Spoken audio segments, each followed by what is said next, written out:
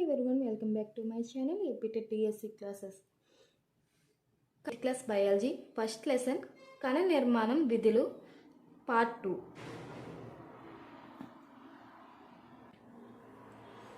కణత్వచానికి అదనంగా మొక్కల కణానికి ఉండే మందమైన వెలోపుల పొరను ఏమని అంటారు?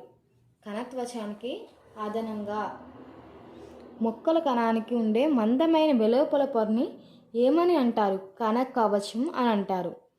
కణ కవచం ఆవరించి ఉండే ఈ ఆదనపు పొర రక్షణ కోసం మొక్కలకు అవసరం. కణత్వచం ఆవరించి ఉండే ఈ ఆదనపు పొర అనేది రక్షణ కోసం మొక్కలకు అవసరం. మొక్క కణాలకు మారుతూ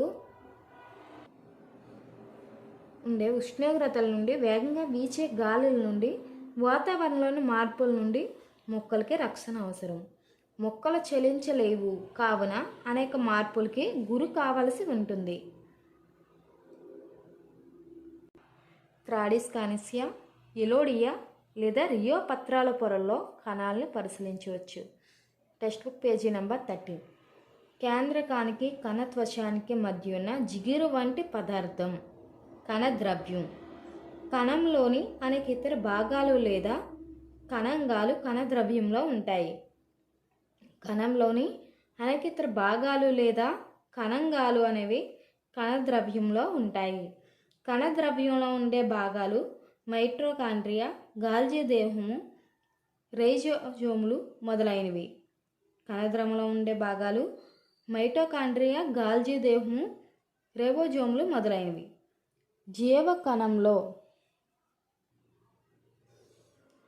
జీవకణంలో అతి ముఖ్యమైన భాగం కేంద్రకం. కణద్రవ్యంలో ఉండే భాగాలేంటి? మైటోకాండ్రియా, గాల్జీ దేహము, రైబోజోములు మొదలైనవి. కణంలో అనేక ఇతర భాగాలు లేదా కణంగాలు కణద్రవ్యంలో ఉంటాయి. కేంద్రకం సాధారణంగా గోళాకారంలో ఉండి కణానికి మధ్య ఉంటుంది.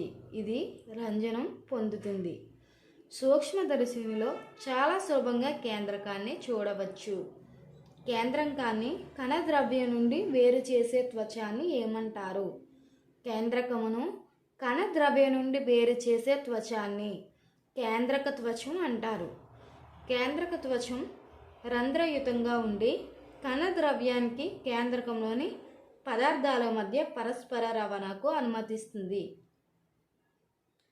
సూక్ష్మదర్శినిలో అధిక వృద్ధికరణను ఉపయోగించి కేంద్రకం లోపల గల మరొక గుండ్రం నిర్మాణాన్ని చూడవచ్చు. దాన్నే ఏమంటారు? కేంద్రకంశం అంటారు. కేంద్రకంశంతో పాటు కేంద్రకంలో క్రోమోజోములు అనే దారం వంటి నిర్మాణాలు ఉంటాయి. కేంద్రకంశంతో పాటు కేంద్రకంలో క్రోమోజోములు లేదా దారం వంటి నిర్మాణాలు ఉంటాయి.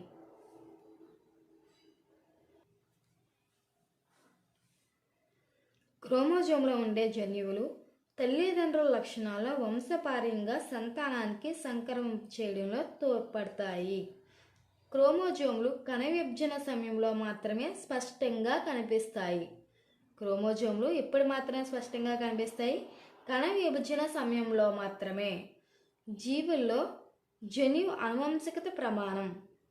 తల్లిదండ్రుల నుండి పిల్లలకు వంశపారపర్యంగా లక్షణాలను సంక్రమించడాన్ని నియంత్రించేది జన్యువు. కేంద్రకం వంశపారపర్యంలో తోడ్పడమే కాకుండా కణం యొక్క విధులను నియంత్రించే కేంద్రకంగా పనిచేస్తుంది. జీవకణంలో మొత్తం పదార్థం అంతటని ఏమంటారు? జీవ పదార్థం లేదా ప్రోటోప్లాజం అంటారు. జీవ పదార్థం కణద్రవ్యాన్ని కేంద్రకాన్ని కలిగి ఉంటుంది. జీవ పదార్థాన్ని కణం యొక్క జీవనానికి ఆధారం. జీవ పదార్థం కణద్రవ్యానికి కేంద్రకాన్ని కలిగి ఉంటుంది. కణద్రవ్యాన్ని కేంద్రకాన్ని జీవ పదార్థం అనేది కలిగి ఉంటుంది. జీవ పదార్థాన్ని కణం యొక్క జీవానికి ఆధారం. బ్యాక్టీరియా కణంలోని కేంద్రకం బహుకణ జీవుల్లో కేంద్రకం వలె బాగా వ్యవస్థీకరణ చెందలేదు. బ్యాక్టీరియా కణంలోని కేంద్రకంకి కేంద్ర త్వచం ఉండదు. బ్యాక్టీరియా కణంలోని కేంద్రకంకి ఏముండదు? కేంద్ర త్వచం ఉండదు. కేంద్ర త్వచం లేకుండా కేంద్రక పదార్థం కలిగి ఉండే కణాలను ఏమంటారు? కేంద్ర పూర్వ కణాలు అంటారు. అటువంటి కణాలను కలిగి ఉండే జీవులను కేంద్రక పూర్వ జీవులు అని అంటారు.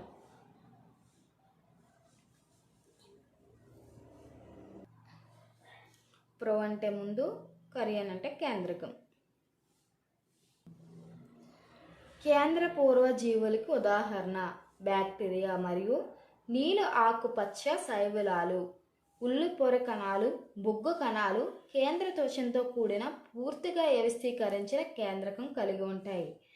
పూర్తిగా వ్యవస్థీకరించిన కేంద్రకం కలిగి ఉండే వాటిని నిజ కేంద్ర కణాలు అంటారు. బ్యాక్టీరియాలు, నీలి ఆకుపచ్చ శైవలాలు తప్పించి మిగిలిన జీవులన్నీ కూడా నిజ కేంద్రక జీవులే. ఈయు నిజ, కరియన్ కేంద్రకం. Text book page number 15. కణద్రవ్యంలో ఏదైనా ఖాళీగా ఉన్న నిర్మాణాలను ఏమంటారు? రిక్తికలు అంటారు. రిక్తికలు ఉల్లి పొర కణం వలె ఒక్కొక్కటి పెద్దదిగా ఉండవచ్చు, లేదా బొగ్గు కణం వలె రిక్తికలు చిన్నగా ఉండవచ్చు. పెద్ద రిక్తికలు వృక్ష కణాల్లో సహజం. జంతు కణాల్లో రిక్తికలు చాలా చిన్నవి. ట్రాడిస్కాన్సియా ఆకుల్లోని కణాలు కణద్రవ్యంలో సూక్ష్మంగా వర్ణయుతంగా ఉన్న అనేక నిర్మాణాలు ఆకు కణాల కణద్రవ్యం అంతటా విస్తరించి ఉండే వాటిని ఏమంటారు? ప్లాస్టిడ్లు. అవి వివిధ రంగుల్లో ఉంటాయి. వాటిలో కొన్ని ఆకుపచ్చ వర్ణద్రవ్యమైన పత్రహరితాన్ని కలిగి ఉంటాయి. ఆకుపచ్చని రంగు ప్లాస్టిడ్లను ఏమంటారు? హరిత రేణువులు అని అంటారు. ఇవి పత్రాలకు ఆకుపచ్చ రంగుని ఇస్తాయి. కిరణజన్య సంయోగక్రియ జరగడానికి పత్రాల్లో ఉండే హరిత రేణువుల్లో గల పత్రహరితం కారణం. అభ్యాసాలు టెక్స్ట్ పేజీ నెంబర్ 19. కింద వాక్యములు సత్యము లేదా అసత్యములను గుర్తించండి. ఏకకణ జీవులు ఒక కణంతో గల దేహంతో కలిగి ఉంటాయి. అవును, ట్రూ. కండర కణాలు శాఖయుతంగా ఉంటాయి. కాదు. జీవుల్లో ప్రాథమిక నిర్మాణాత్మక ప్రమాణం అవయవం. కాదు.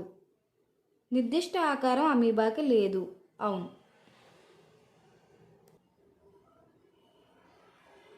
అర్థం.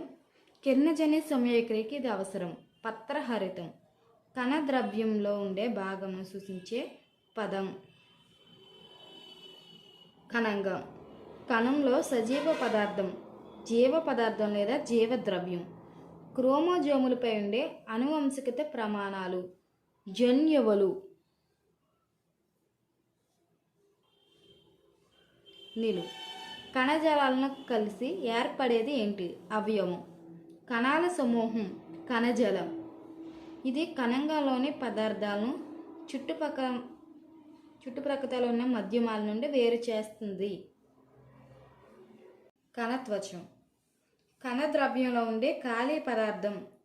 రిక్తిక, ఆకుపచ్చ ప్లాస్టిడ్స్, హరిత రేణువులు. ఆకుపచ్చ ప్లాస్టిడ్స్ ఏంటి? హరిత రేణువులు. Text book page number 21. మన చర్మం యొక్క వెలుపల పొరలోని కణాలు జీవం లేనివి. సగటున ఒక వ్యక్తి సుమారు 2 కిలోల మృత చర్మాన్ని కలిగి ఉంటాడు. సగటున ఒక వ్యక్తి సుమారు 2 కిలోల మృత చర్మాన్ని కలిగి ఉంటాడు. ప్రతిరోజు బిలియన్ల కొద్దీ చర్మం చిన్న చిన్న ముక్కలను కోల్పోతుంది.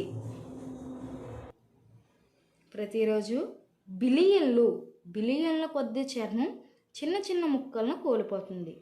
దుమ్ము పెట్టిన టేబుల్ మీద వేలిని కదిలించిన ప్రతిసారి మీ పాత చర్మ కణాలు చాలా అక్కడ రాలిపోతూ ఉంటాయి.